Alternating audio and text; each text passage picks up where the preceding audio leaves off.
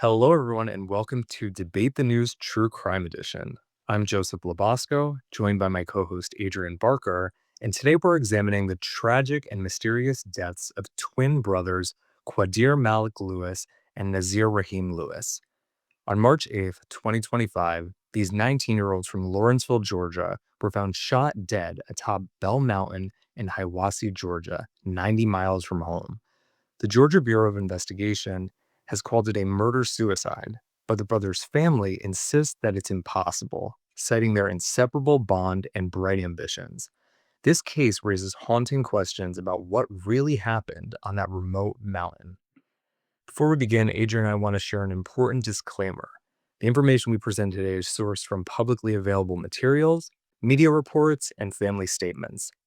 The deaths of Qaadir Malik Lewis and Naazir Rahim Lewis remain under investigation, and some details are speculative, conflicting, or pending further forensic analysis. Our discussion is intended solely for educational and analytical purposes, and we do not claim insider knowledge or definitive answers. Neither Adrian, myself, nor Debate the News endorses any specific theory, accuses any individual, or seeks to sensationalize this tragedy. We are not responsible for any misrepresentations, misinterpretations, actions, or consequences arising from this event. Any individuals mentioned who have not been convicted of a crime are innocent until proven guilty. The opinions of our guests and live audience members are their own.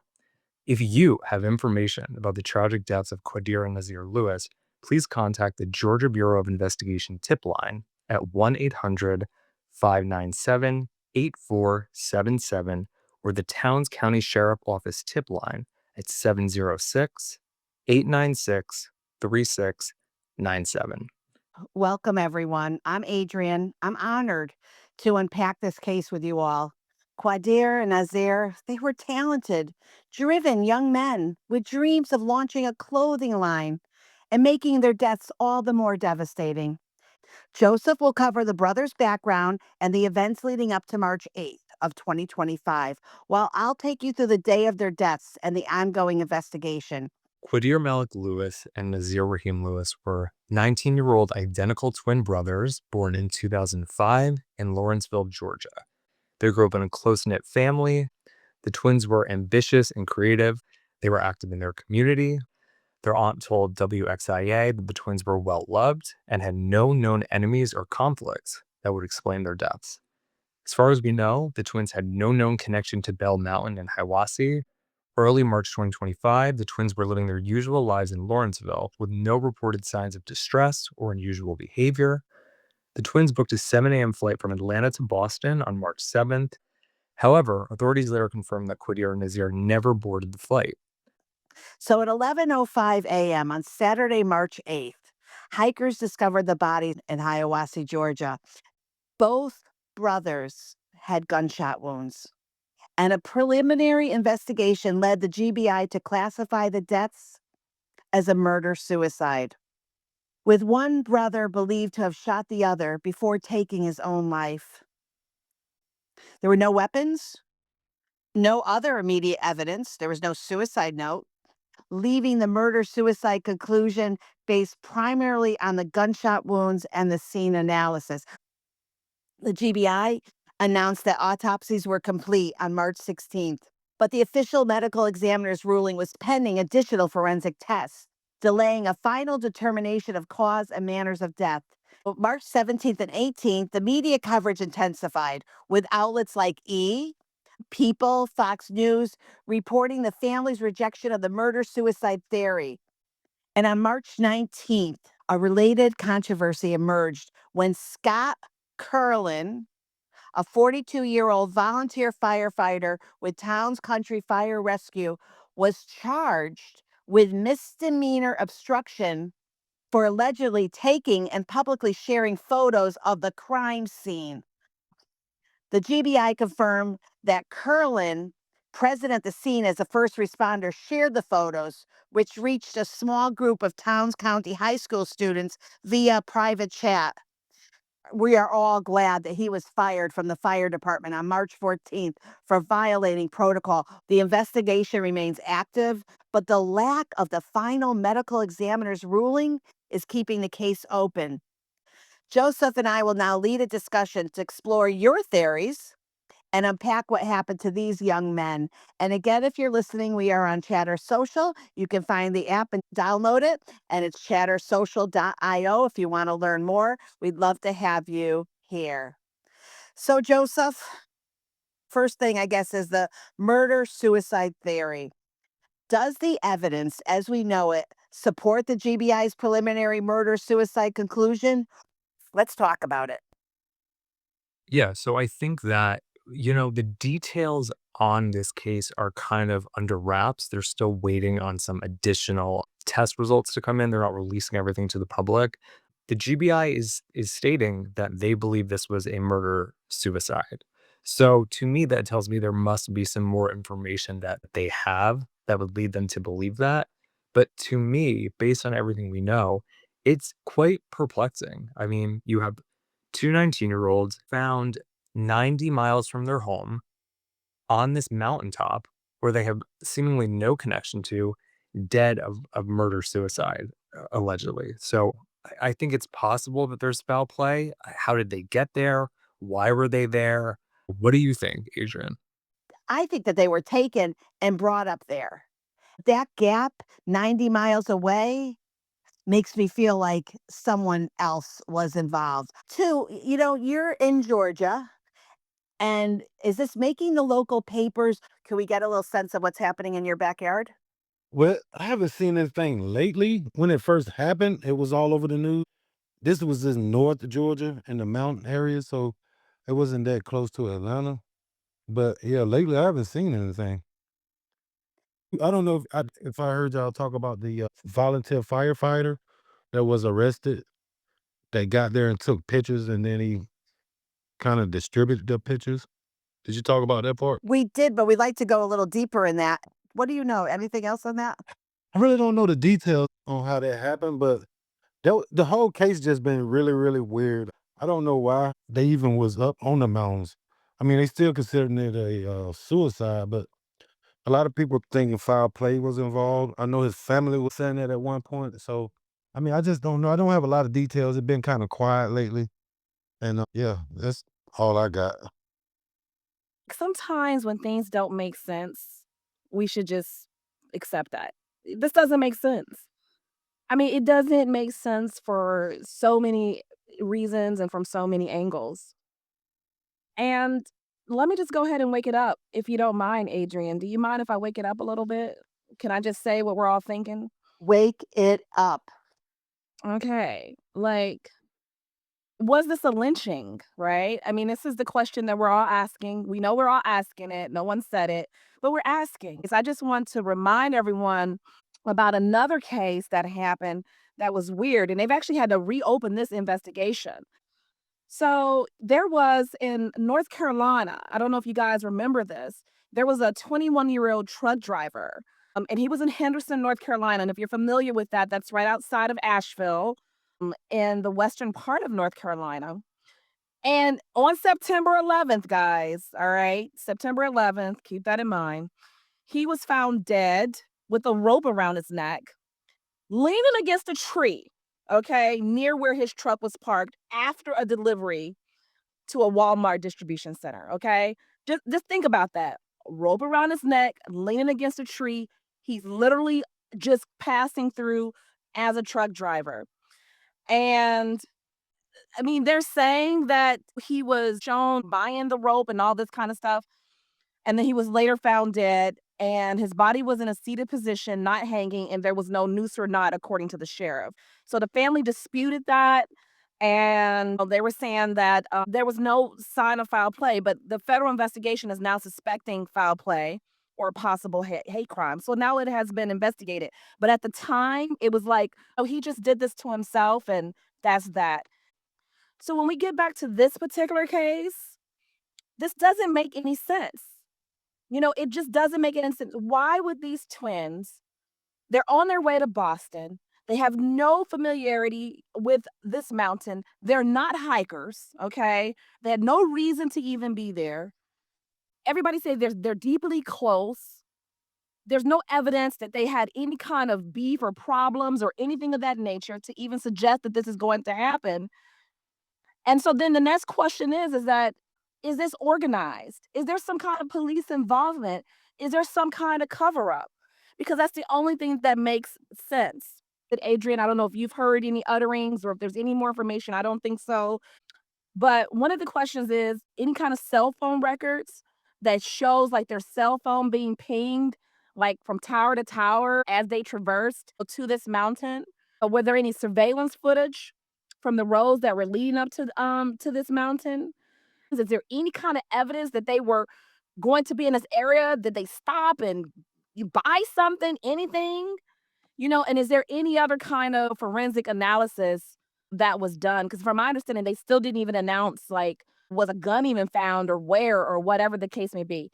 And the very last thing I'll say is that the firefighter, if this was some kind of lynching or something of that nature, it almost seemed like an initiation. And that's the reason why the firefighter decided to take this snapshot and share it. And that's me way on the conspiracy side. But at this point, I mean, what else do we have? Because it just doesn't make any sense to me. So, anyways, back to you, Adrian. Vashan, oh, wow, wow, wow. Okay, let me just pick up my jaw. Okay, it's up because I do want to say to you that the twins' phones, wallets, and plane tickets were found inside the car at the Bell Mountain scene. So this confirms the phones were recovered, but once again, no details have emerged about their content. No call logs, text, GPS data, nothing has been shown. And by the way, they did share a car and they did not like to drive far. Mariana, take it away. Hey, Andrea. Hey, everyone. It's so interesting because there's really not a lot of evidence. The family just does not believe that they will do something like that they will kill themselves for no reason. They're only 19 years old with no mental issue background, good kids from a good, decent family. It's just very bizarre. And they were so miles away from their home, I believe, and about to board a plane, literally. It's almost like if someone knew their schedule. Like someone knew their schedule, knew where to find them, and did something to these kids. I don't think they killed themselves. I think someone is behind this. I believe that they were targeted by someone, and that someone is up there somewhere and it needs to be cut. They need to be cut. I don't think that they did this to themselves. I just don't believe that. It doesn't make sense at all. This is a crazy part to me, Mariana. Limited information on hikers, no public records, no reports, not even a GBI statement, no news article, nothing. Who were the hikers that found the bodies? Are they locals, tourists, or part of a group? We have no idea what they were doing. Were they there for a hike? What was their purpose of their visit? So, Joseph, what do you make about that? With such little public information, we kind of have no choice but to speculate. I think that either the murder suicide theory is correct because that is an option, despite the fact that the family's saying absolutely not. So, option A, murder suicide. Option B is they went to that area for another reason and got into some type of an altercation with someone and someone else killed them. And then the third obvious possibility to me is that they didn't intend to go there in the first place and they were brought there by someone who then did this to them. Those are my three theories. The part that make it really strange is if you're not from this area, you're from somewhere else, it just doesn't make any sense that they would go there. It's not like a big time tourist attraction. It's not like one of the places you got to see if you come to Georgia. So that's the part that's weird to me. Why did they even go there in the first place? Yeah, thank you too. That's a great point. But I wanted to say something real quick. Maybe they're not releasing all the information because they have some insights and they are watching this person or people so they don't escape. Because, sometimes investigators can do that, right? They don't want to reveal everything. So the suspect doesn't escape. It's just my investigative mind just putting it up there. What do you guys think? I just want to say that Tiger Harris, who was the twins' uncle, he has gone on the record and stated that he does believe that this was a lynching. He said, quote, "They were found in Ku Klux Klan territory, a historical sundown town on top of a mountain." So he stated quite clearly that he does believe that that is what happened. Just to respond to that quickly, I mean, I like Joseph that there are other theories. I mean, they could have decided to divert where they were going for some good reason and found themselves in some kind of altercation. But if that's the case, then the evidence should point to that. So the fact that the detectives are so dead set on saying this is a murder suicide is what makes me think of conspiracy and organization at a higher level.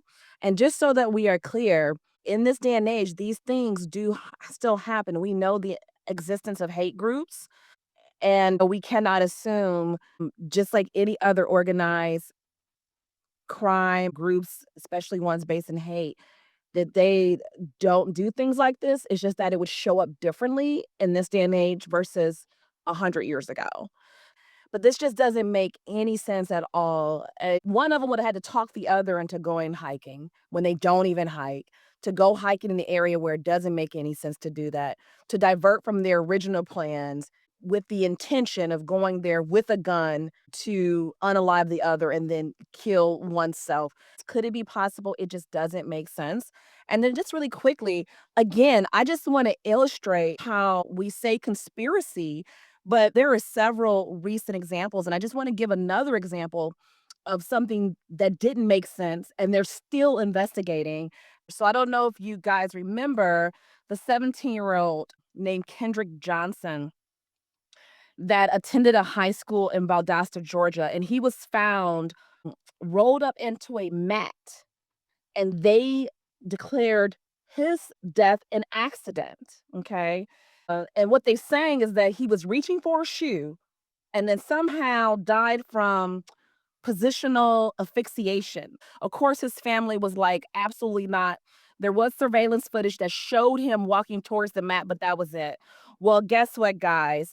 After the family had to fight for an independent autopsy that they had to pay for, hired by the family, they then found evidence of blunt force trauma contradicting the official cause of death. Why is that, guys? You know what I'm saying? Why is that?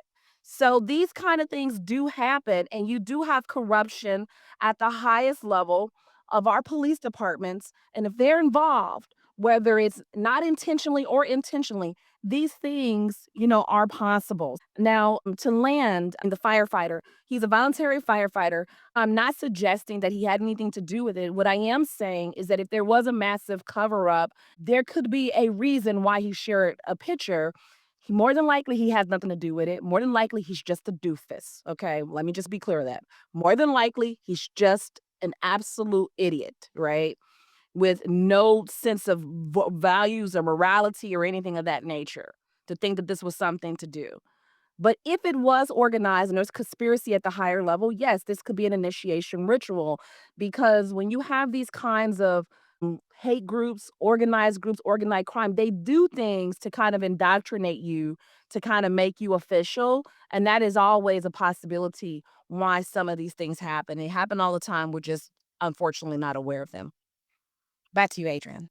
I'm glad you brought it up, though. So thank you, Vashan. You bring a lot to the case, and obviously we don't know, so we're just speculating. And we read our disclaimer in the beginning.